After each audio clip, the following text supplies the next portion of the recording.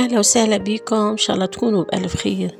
رجعت لكم كما العادة بفيديو جديد ووصفة جديدة، واليوم رجعت لكم بالخبز الطابونة باش نودكم به. إن شاء الله رمضانكم مبروك، وإن شاء الله تجربوه وتعطوني رأيكم، وما تنسوش باش تفرحوني بكومنتار وتعملوا لي لايك. واللهم صل وسلم وبارك على سيدنا محمد.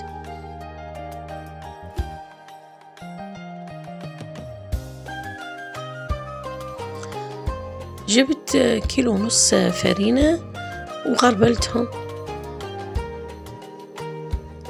بعد ما غربلتهم زدتهم مغرفة خميرة فورية ومغرفة سكر ونص مغرفة ملح، وخلطتهم بعضهم، وبعد تالي لمتهم بالماء دافي. بديت نعجن بشوية بشوية لين لمتها لا هي طرية لا هي خشينة، تو كما تشوفوا في الفيديو.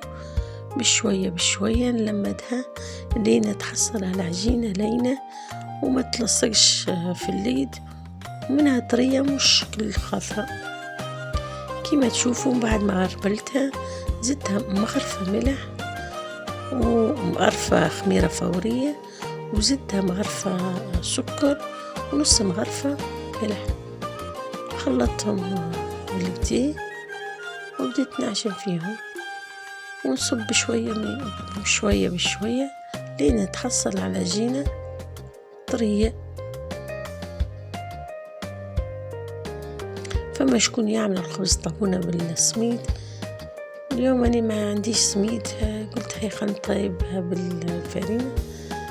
وجدت أعمل 66 كيف، راه ما جدتش خايبة والله، جدت سرحة.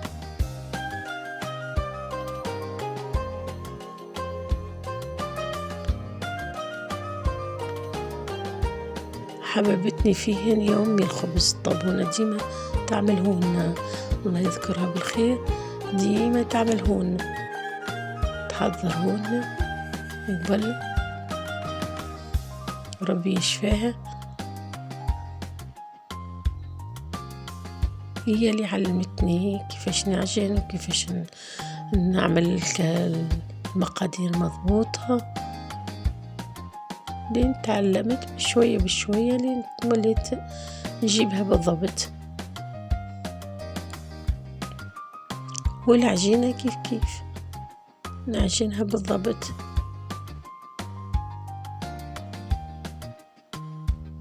كل مرة واحد يعيش ويتعلم، حتى كبير ويتعلم، مازال يزيد يتعلم. كيما تشوفوا عجنتها، هاهي طرية ولينة وما تلصقش في اليدرات. نحطها في صحفة، نزيدها روح زيت ونغطيها، نعمل لها الوجه ونعمل الصحفة في بالزيت والوجه بالزيت، ونغطيها وخليها تخمر ليضعف حجمها، وبعد تالي نرجع لها.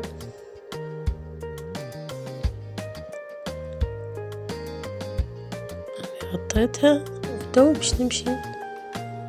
بعد ما ارتاحت حكاية ساعة ونص هكاكا تنفت، وجدت اعمل كيف كما تشوف. تو راني باش نخرج لها الهواء متاعها، نزيد نعجنها شوية، وبعد تالي نقسمها إلى، في بالي حكاية 6 ولا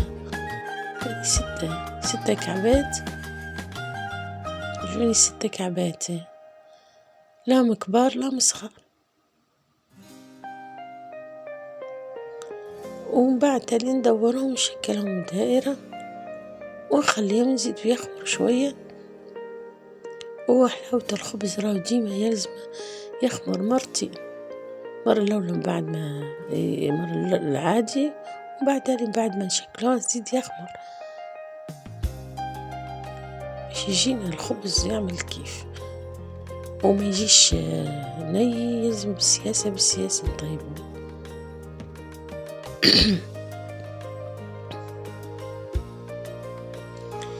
كما تشوفوا فيا دورتهم وبديت نقسم فيهم، كل كعبة الكبيرة نقص منها لين تحصلت على 6 كعبات. غطيتهم وخليتهم على جنب، وجبت رويحة سميد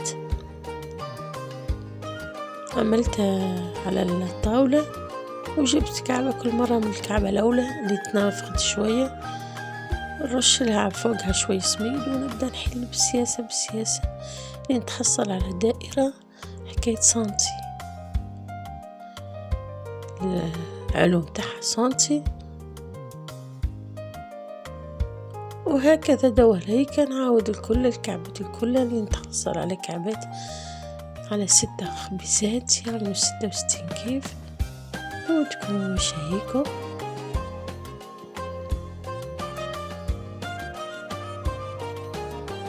هاتوا الكعبة حكاية سنتي خلوها،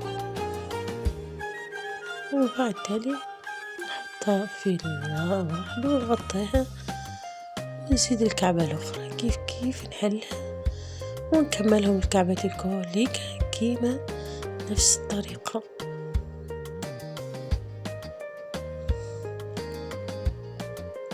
وسهل الخبز، سهل والله سهل، أني نحب نموت على الخبز، طياب الخبز نموت عليه.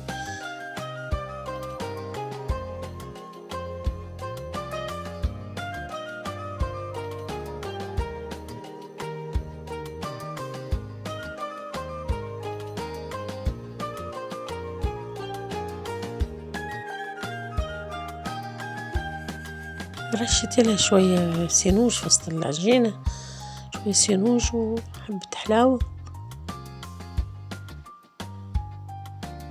الواحد كان انتم تحبوا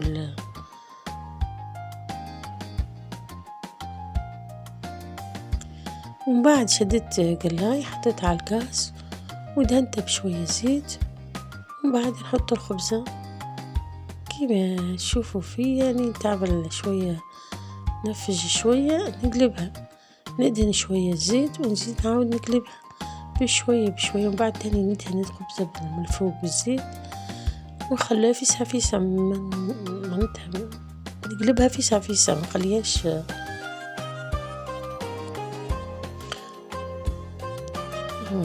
كل الكعبة ندهن القلاي بالزيت، وبعد تاني نقلبها، وبعد ندهنها هي بروحها زيت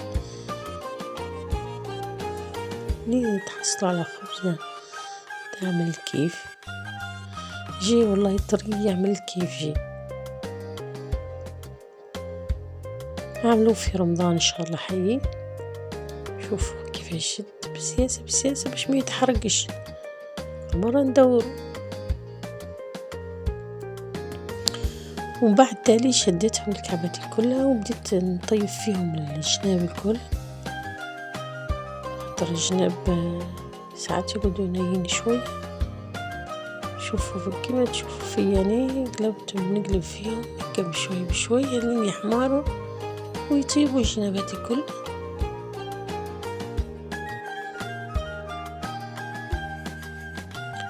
وهذه وصفتنا خبز طابونة في الدار، نودكم شهيكم، واللهم صل وسلم وبارك على سيدنا محمد، وإن شاء الله رمضانكم مبروك، وإن شاء الله كل عام حيين بخير،